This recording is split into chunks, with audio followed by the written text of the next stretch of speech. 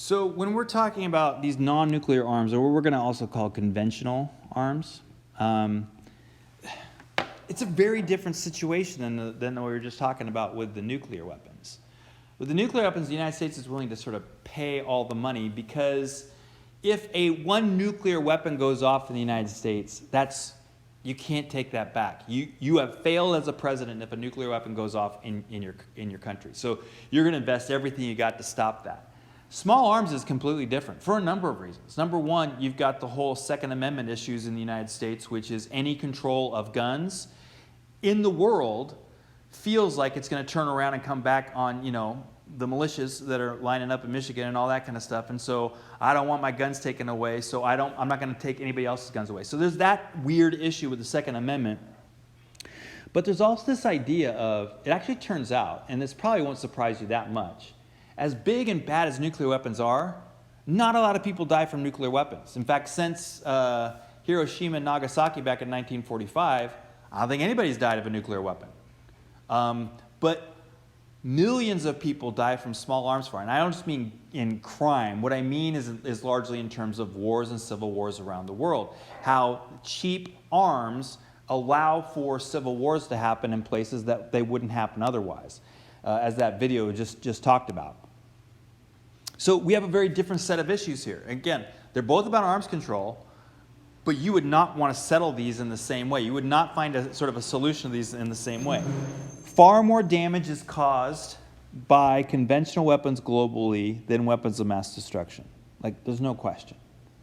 Like, some people have been killed by chemical weapons in the last 10 years, but again, not even close. Then why do we keep talking about WMDs? It's like the thing we always talk about. Why is the United States willing to spend everything to make sure there's no weapons of mass destruction out there in bad hands, but really doesn't have a lot to say about small arms? In fact, it would be very difficult to solve the collective action problem by getting the United States on board with anything that solves this right here. Far more damage is caused by small arms globally than larger weapons. So even if we just take out the weapons of mass destruction, we talk about tanks and jets and things like that, far more people are killed by guns, handguns, and machine guns than those other things. But these get all the attention. You guys have heard of like the START Treaty. That's all about nuclear weapons. All right. All those things, the INF, all those things that were in the talk about Trump and his conversations with Russia, those are all about nuclear weapons. What about these small arms? And the answer is, how come they don't get this kind of attention?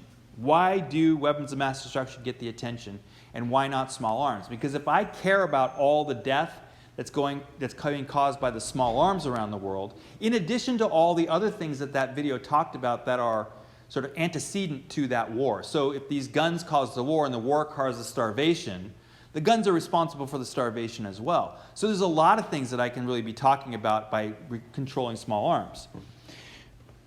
Why don't they get as much attention? Well, can we talk about potential damage? No. As a whole, small arms cause more damage each year. So it's not about potential damage.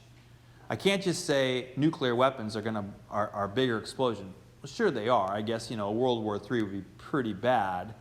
We just haven't really come close to World War III. This is what we've come close to right here. This is the thing. So why aren't we talking about this instead of this thing that might happen and probably has been reduced in probability since the end of the Cold War?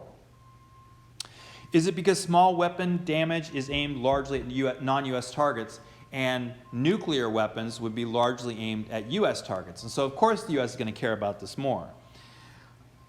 Well, that may be true, but terrorism and increased U.S. presence around the world has actually made it far more likely that Americans are going to be harmed by small arms. Even if they are soldiers, they're going to be harmed by small arms, then they're going to be harmed by nuclear weapons. So you would think then that at least since 9/11, if for no other reason, there would have been an uptick in how much we care about small arms in the world, and it just hasn't been. The answer really comes down to this, salience. The salience, like how relevant does the U.S. and European public think?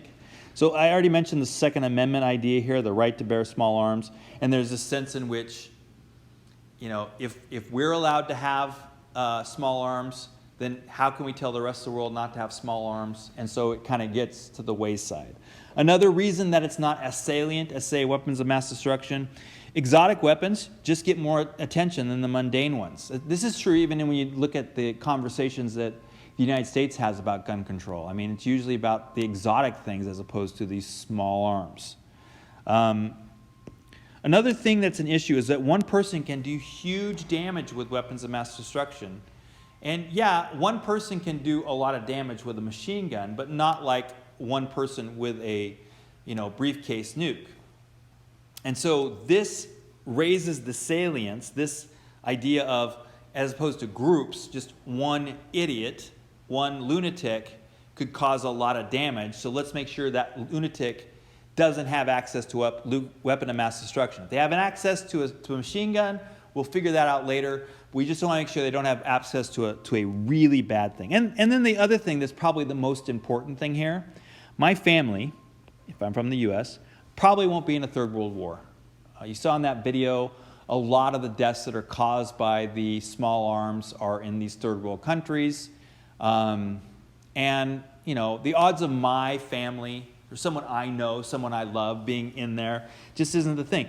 But my family might be in a nuclear war. In fact, if a nuclear war happens, I wouldn't be surprised if my family is involved in those. And so, again, it's not that I'm saying the other stuff doesn't matter. It's just that, from a salience point of view, this is the thing I'm more concerned about than this thing over here.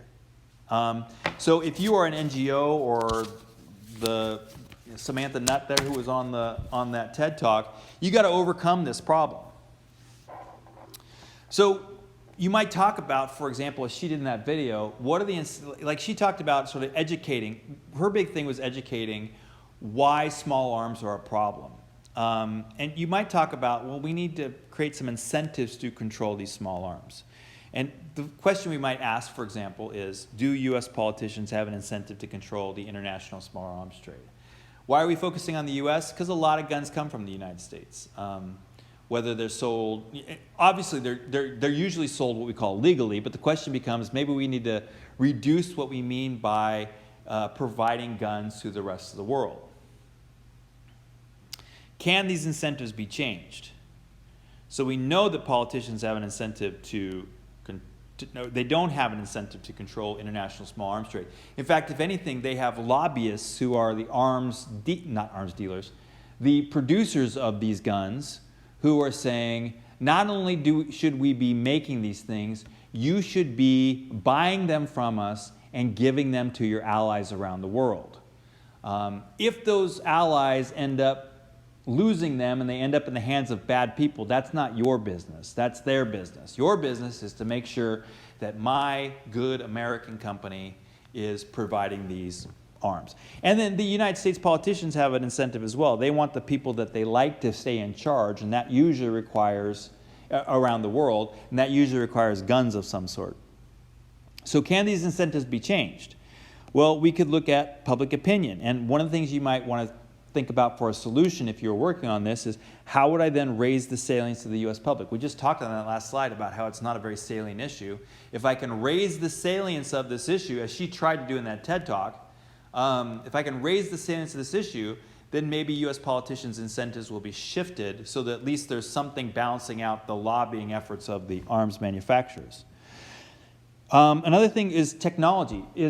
Another big reason why U.S. politicians don't want those guns to end up in the hands of bad actors.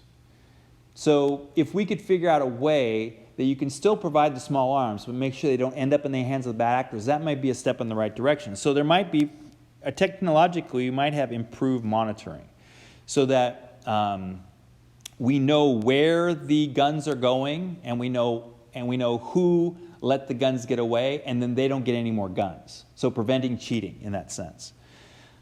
Big weapons, it's easier to do with big weapons. They're rarer, they're easier to track.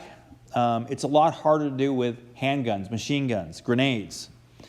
But if global tracking were more cost-effective, would this change U.S. politicians' incentives to encourage limitations? In other words, if I came up with a solution that made global tracking more cost-effective, could I get better control of small arms sales around the world? So will improved technology allow us to get involved in this?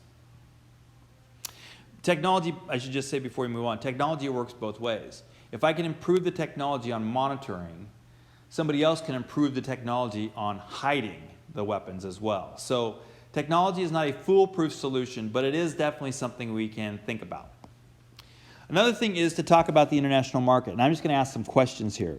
What type of collective action problem solution might limit small arms trade? In other words, would the United States be more willing to limit its trade if other states also limited theirs? Because here's the problem from the U.S. point of view. The U.S. says, okay, you're right, we're going to go ahead and limit our small arms trade. Well, what's going to happen is, if you don't have a collective action problem solution, then we take the hit by reducing our number of U.S. guns out there, and the Czechs, who make a great gun, come along, and they just sell more guns because the U.S. is selling less guns.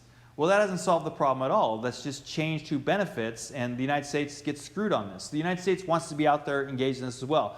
So the U.S. will reduce its production and sale of these weapons if everybody else agrees to do these same limitations as well. So you need a collective action problem solution.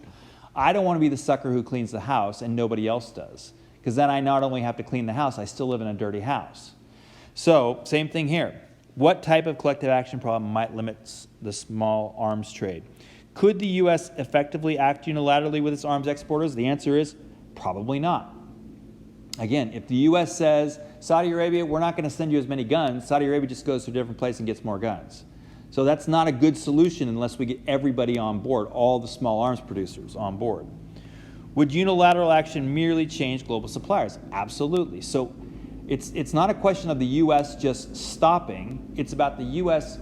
reducing its supply and getting all the other suppliers to get on board with this as well. So there's a number of issues going on here, which is very different than what's going on with the nuclear arms control. So understanding your project, understanding where your project is and what are the things that are pushing on it is going to tell you where you should be looking in terms of what kind of a solution do I need, what kind of collective action problem solution do I need. It's unique for each one. It's the same principles, but it's unique based on the circumstances of each thing. All right, that's it.